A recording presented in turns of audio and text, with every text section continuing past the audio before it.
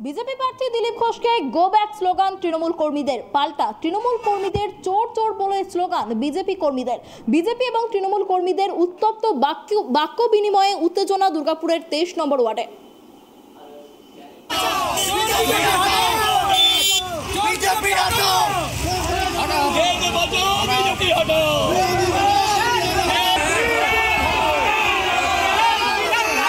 পতাকা নাই, আমি শুনুন কালো রুমাল ছিল আমাদের পকেটে, তো যাই হোক সেটা মানে আনফর্চুনেটলি কালো রুমালটা ওনার জন্য ছিল কি মানে এখন ঘটনাটা যে আমরা এখানে নিজেদের বৈঠক করছিলাম, এটা আমাদের পার্টি অফিস দেখতেই পাচ্ছেন, আমরা কিন্তু জানিও না যে ওদের কোনো মিছিল ফিছিল আছে।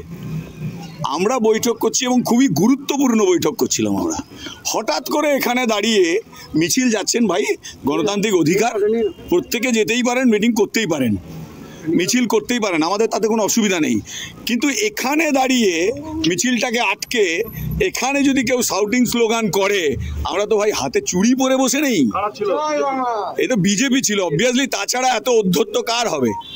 বিজেপি ছাড়া এত অধ্যত্ত কার হবে? যারা হচ্ছে জয় শ্রীরাম বলে মদ খেয়ে মুখে গুটকা নিয়ে মাথায় গেরুয়া ফেট্টি পরে যারা জয় শ্রীরাম বলে রামের অপমান করে, হিন্দুত্বের অপমান করে, এই তাদের ছাড়া এই অধ্যত্ত আর কার হবে? বিজেপি বলছে যে তৃণমূল সন্ত্রাসের বাতাবরণ। আপনারা তো ছিলেন সঙ্গে মিছিলের, আপনারা অস্বীকার করতে পারবেন না, আপনারা মিছিলে ছিলেন। আমরা কি আজকে প্ররোচনা দিয়েছি? দিনই তো, আপনারা তো সাক্ষী। এটা যদি কোর্টে কেস হয় তাহলে তো আপনাদের নাম সাক্ষী হিসেবে থাকা উচিত।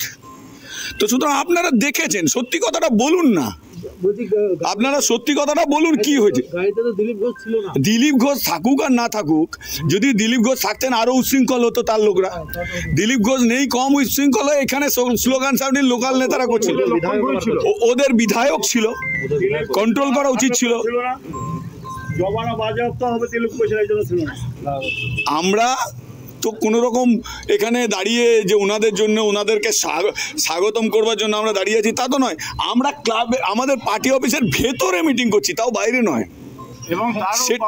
তারও আমাদের আগের থেকে কর্মসূচি উইথ ভ্যালিড পারমিশন, জনগর্জন সবার পারমিশন, তার সমস্ত কিছু আমাদের ভ্যালিড, এবং আমরা আমাদের মিটিং করছি ভেতরে, যেটা আমাদের ইন্টারনাল মিটিং হচ্ছে সেখানে ঠিক আমাদের পার্টি অফিসের সামনে দাঁড়িয়ে এই যে প্ররোচনা দেওয়ার একটা মানসিকতা, পশ্চিমবাংলার অশান্তির বাতাবরণ কে তৈরি করছে? আপনারাই সাক্ষী দেবেন, আপনারাই বলবেন। যদি আপনারা না বলেন তাহলে জানবো কোথাও না কোথাও আপনাদের নির্দিষ্ট একটা ভূমিকা আছে এবং স্বার্থ আছে।